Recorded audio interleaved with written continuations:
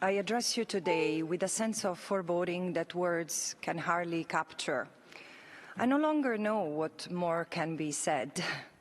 14 months ago, I warned that this genocide marked an escalatory stage of a long-standing settler colonial project over Asia, one that has targeted the Palestinian people for over 7 decades.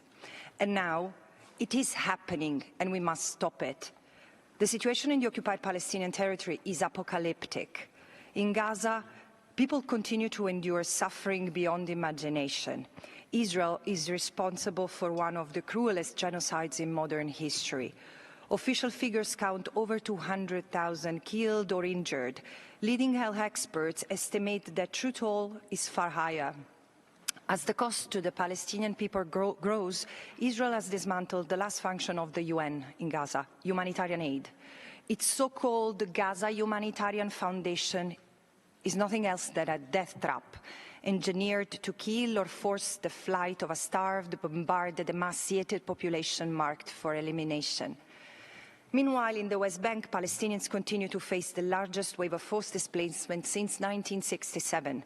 Nearly 1,000 have been killed, 10,000 injured, 10,000 detained, many tortured, while armed settlers rampage and 900 checkpoints and other obstacles choke daily life.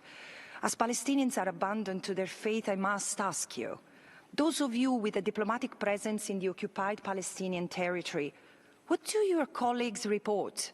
What is your presence for, if not to confirm what I'm saying and act to stop it, in accordance with international law?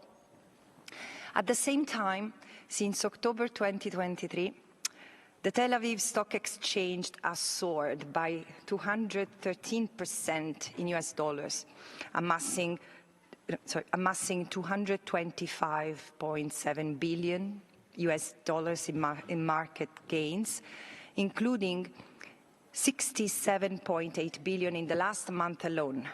One people enriched, one people erased. Israel has used the genocide as an opportunity to test new weapons, customized surveillance, lethal drones, radar systems, and other unmanned technology to exterminate a population without restraint.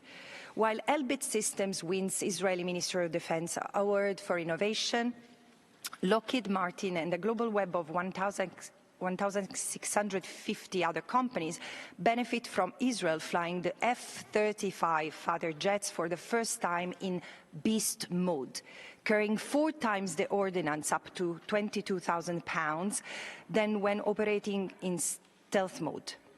It is its very defenselessness that has made the people and the land of Palestine an ideal laboratory for the Israeli military-industrial complex.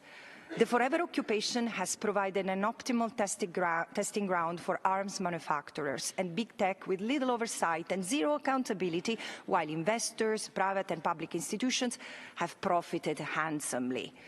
I once thought the problem was ignorance, a lack of understanding about Palestine and its history. Later, I saw the ideology at play, the deep political affinity many states and elites hold with the State of Israel. But in the face of genocide, so visible, so ostentatious, so live-streamed, these explanations fall short. My term as a special rapporteur, including the fierce opposition to my mandate, and this report in particular, reveals a darker truth. Some states support Israel to preserve their regional dominance, creating the material conditions that sustain its settler colonial project and make it succeed, in fact. And it's in this bigger scheme, a web of corporate actors are deeply enmeshed in the underlying economy, helping displaced indigenous Palestinians and replace them with Israeli settlers in what remains of their land. This report exposes the economic conditions driving and enabling Israel's machinery of displacement through destruction, segregation and surveillance of the Palestinians, and replacement through the construction of alternative landscapes, economies and realities for the settlers, their visitors and associates. From arms manufacturers, tech giants, banks, energy firms, online platforms, supermarkets and universities, corporate actors have supplied the tools, financing and infrastructure, the legitimacy for this machinery of Asia. Weapons and data systems brutalized and surveilled Palestinians. Colonies spread, financed by banks and insurers, powered by fossil fuels and normalized by tourism platforms, supermarket chains and academic institutions. All have helped entrench apartheid and enabled the slow, inexorable destruction of Palestinian life. Corporate entities entangled in this ecosystem have long been on notice. Their products, services, and corporate relationship directly link them to an economy of occupation that has functioned in violation of peremptory norms, the Fourth Geneva Convention and the Rome Statute. Under the UN Guiding Principles on Business and Human Rights, even this minimal connection triggers a clear responsibility to use their leverage to end abuse. But in this context of Palestine, we are not talking about isolated, specific incidents of wrongful conduct. The severity of the structural and sustained violations and crimes at issue has been confirmed by the International Court of Justice and has led to arrest warrants being issued by the International Criminal Court. In this context, what action could possibly be sufficient to rectify these violations and the corporate connections to them? The answer is simple.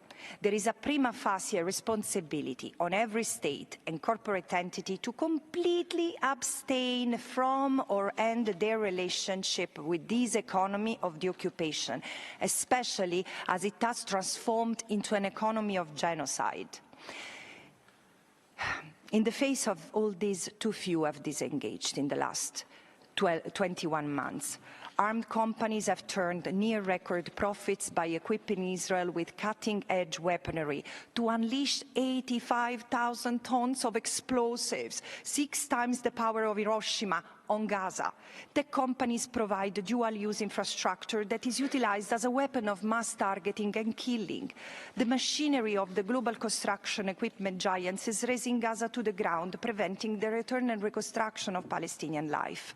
Global energy conglomerates have fueled these assaults with coal, oil, gas, while the same infrastructure has been deprived to the Palestinians. No water, no electricity, creating the conditions of life calculated to destroy. While major global banks have underwritten and purchased Israeli treasury bonds, bankrolling the devastation at a time of gaping military budget deficits and plummeting credit rating. The 40 entities named in my report, alongside their parent subsidiary licensees and franchisees, are just the tip of the iceberg, illustrative of this system that entangles many, many more. What I exposed is not a list, it is a system, and it is to be addressed. Now, my expectation is that the OHCHR database, the Working Group on Business and Human Rights, and lawyers, investigative journalists, and prosecutors globally will take this framework and secure that what states have failed to achieve, accountability. And we must reverse the tide. As I conclude, let me say, member states must impose a full arms embargo on Israel, suspend all trade agreements and investment relations, and enforce accountability, ensuring that corporate entities face legal consequences for their involvement in serious violations of international law. And corporate entities must urgently cease all business activities and terminate relationships directly linked, contributing to, and causing human rights violations and international crimes against the Palestinian people. At this existential moment for the Palestinian people, trade unions, lawyers, civil society groups, and ordinary citizens should encourage such behavioral change from the side of corporate entities and governments by pressing for boycotts, divestment, sanctions, and accountability. What comes next depends on all of us, and I truly believe that together we can make it. It's not a question of if, it's just a question of when. Thank you. Yeah.